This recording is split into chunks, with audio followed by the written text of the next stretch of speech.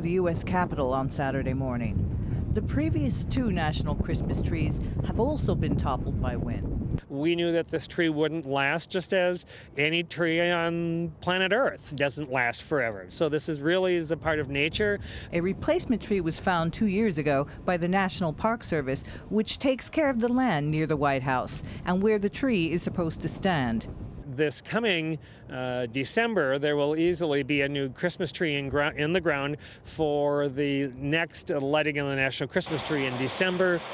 By the end of the day, the tree was headed for the wood chipper, gone but not forgotten.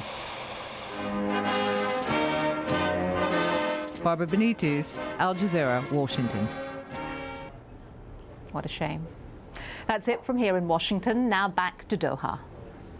Thanks, Daljit. Well, sports news coming up, including cricket's World Cup, off to an explosive start. A superb battling performance from India's Vinder Sehwag. The details up next.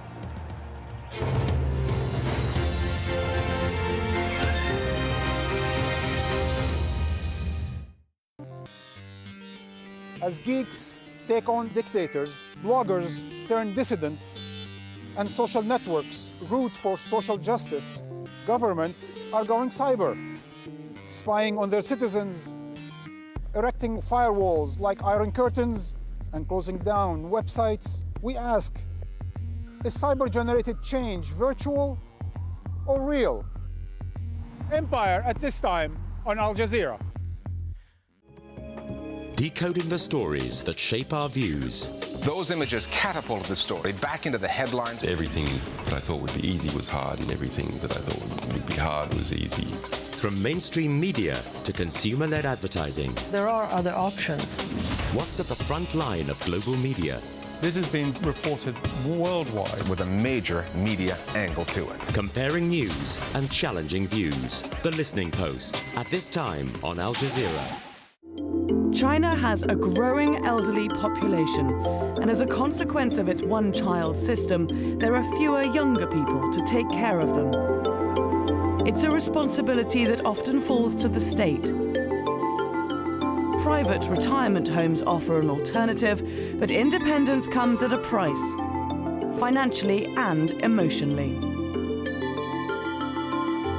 Faces of China, at this time on Al Jazeera.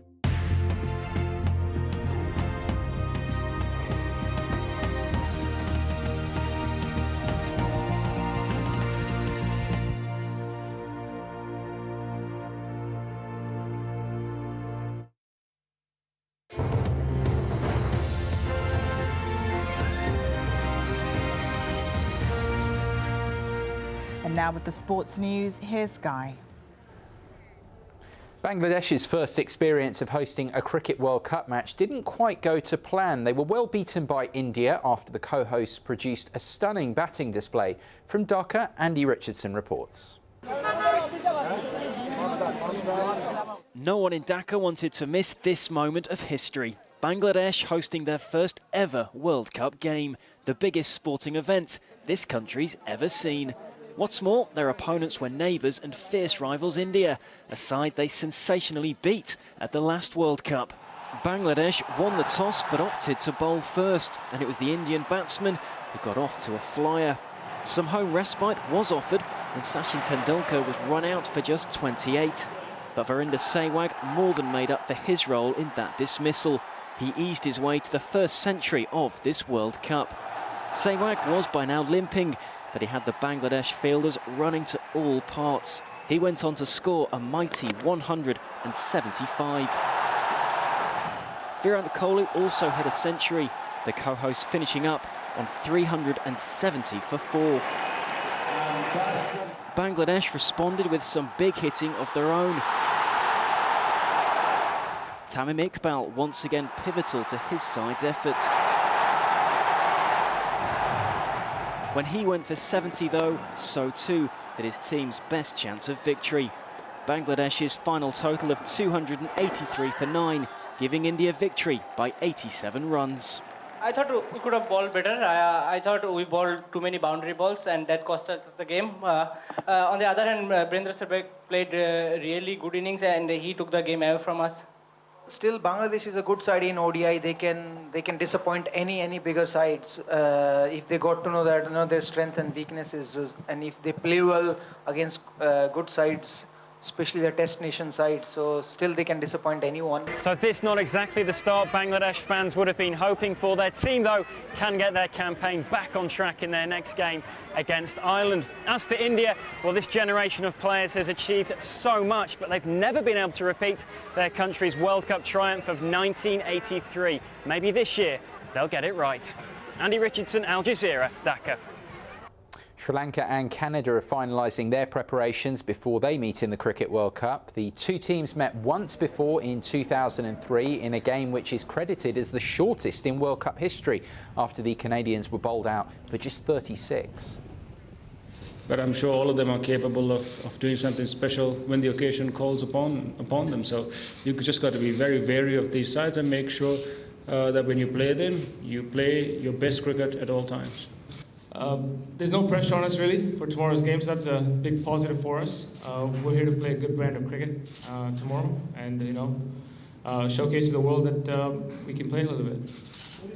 To Spanish football, Jose Mourinho is now 9 years unbeaten in home league matches as a manager. That's after his current Real Madrid side brushed aside Levante on Saturday. Karim Benzema and Ricardo Carvalho scored Real's goals in a 2-0 victory. Mourinho has still not lost a home league match in charge of Porto, Chelsea, Inter Milan or Real. That's 147 games in all. Real now trail leaders Barcelona by just 2 points in the title race. Barca host Athletic Bilbao on Sunday. In Italy, Inter Milan are just 2 points behind Serie A leaders and City rivals AC Milan after they beat Cagliari 1-0. Inter's revival under coach Leonardo continued thanks to Hussein Khaja's 7th-minute strike. It's their 9th win in 13 games since the Brazilian took over from Rafael Benitez. Milan play away at Chievo on Sunday, with third-place Napoli also in action at home to Catania. In the English FA Cup, there was a major shock as holders Chelsea were eliminated from the competition on penalties by Everton in their 4th-round replay. In the other ties, Stoke and Birmingham City both won their 5th-round matches, while Manchester United beat non-league team Crawley Town by 1-0.